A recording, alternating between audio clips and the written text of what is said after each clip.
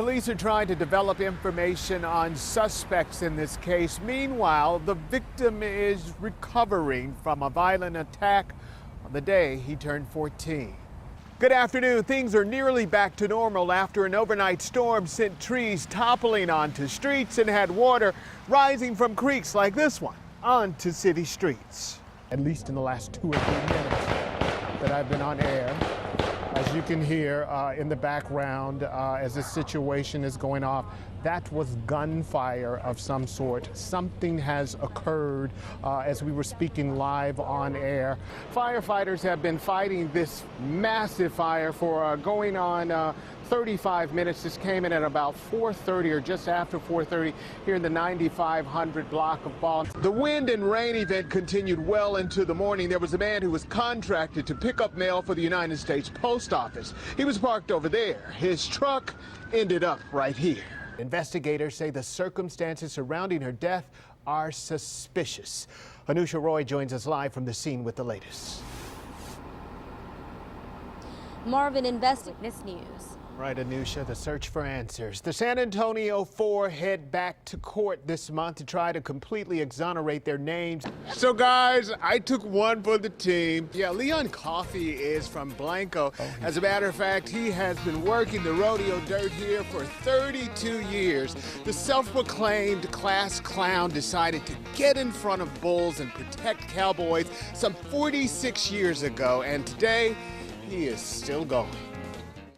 Thanks for joining us for Eyewitness News at 10:30. Here's a quick look at the most beautiful city in the world. Jared has a quick look at our weather for us. Jared? It is, in fact, a beautiful city. Thank you so much, Marvin. At this hour, detectives have a death mystery on their hands involving a 23-year-old woman who was found dead inside of her home on the city's southeast side. Investigators say the circumstances surrounding her death are suspicious. Anusha Roy joins us live from the scene with the latest.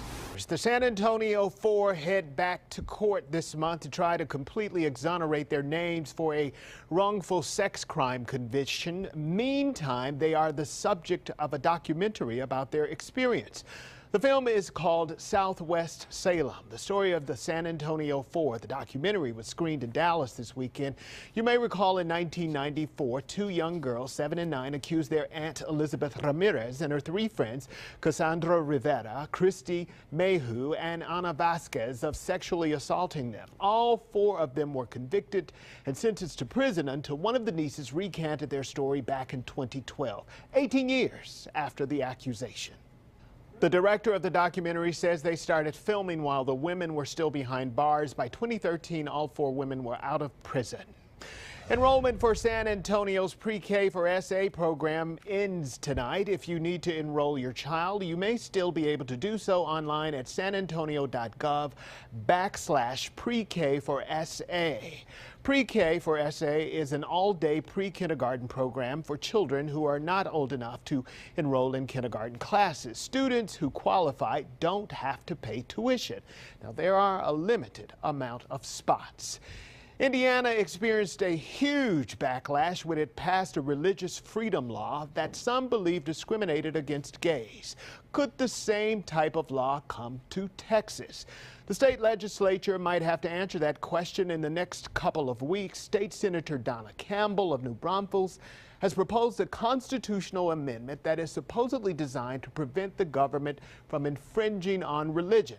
Campbell's bill is awaiting a hearing before the Senate State Affairs Committee.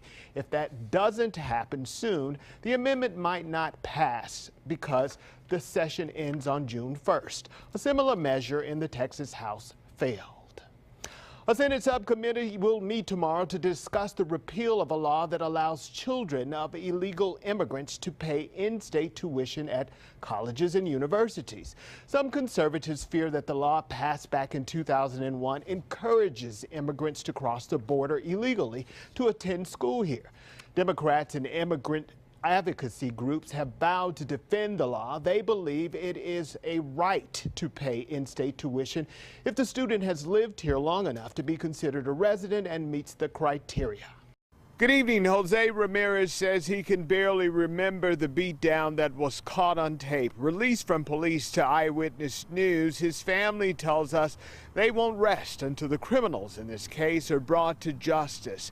We want to warn you the images that we are about to show you may be graphic to some and very disturbing. What happened to Jose Ramirez Sr. is unspeakable. For the first time, we're seeing his injuries, the bruising, the swelling, and the pain. Surveillance video shows two men pummeling him at a convenience store. One man holds him down. The other kicks the 65-year-old in the head over and over again. Ramirez was in the hospital for nearly a week. I thought we were going to lose him after seeing the video. His only daughter and his grandson talked with Eyewitness News about his recovery. I couldn't believe that somebody could do something like that to him. Because he's a real nice, kind, and loving person. And it was very devastating to see him that way. Ramirez was getting gas on Ackerman Road to go to his job in Cibolo as a foreman. Police say he tried to wave the robbers off at 5 in the morning, but the two men started stomping on his head and his body. His arms bled. The East Side man lost consciousness, but the thieves were unrelenting. In other videos, they just hit him and then they run away or do something, but they just constantly just beat him. And it didn't even look like they cared. Mr. Ramirez is beginning to remember more about this crime. Plus, he's getting stronger. His family thought the beating would be too much to overcome. If you are out there, just turn yourself in. You deserve to pay for what you did. My dad didn't deserve this. 3 men left the scene in a Chevy Impala or Malibu. Here are some screen grabs from that crime scene.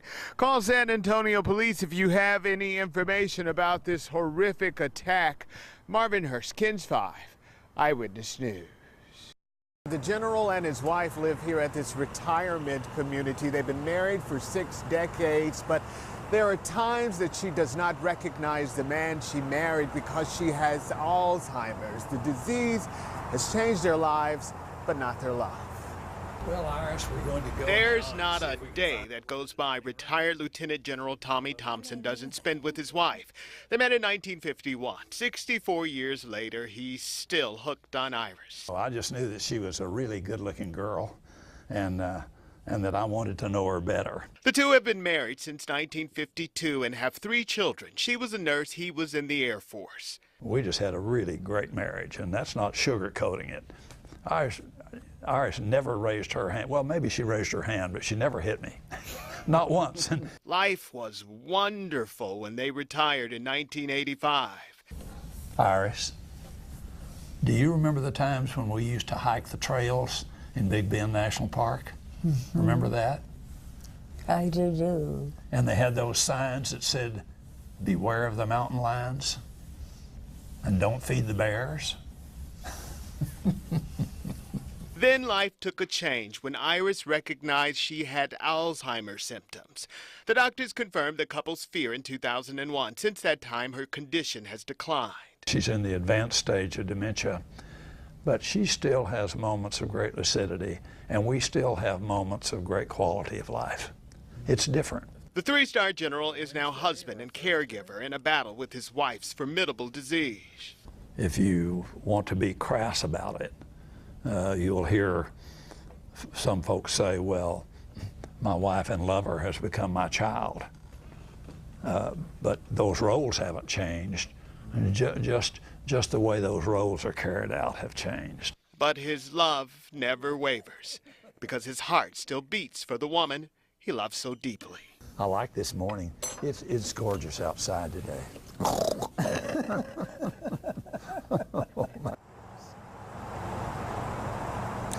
The general says there are no big plans for Valentine's Day, just flowers, dinner, and lots of love with his wife. By the way, Matt and Sarah, every 67 seconds, someone has developed Alzheimer's in this country. That's 3 people since we've been on the air. Back to you guys.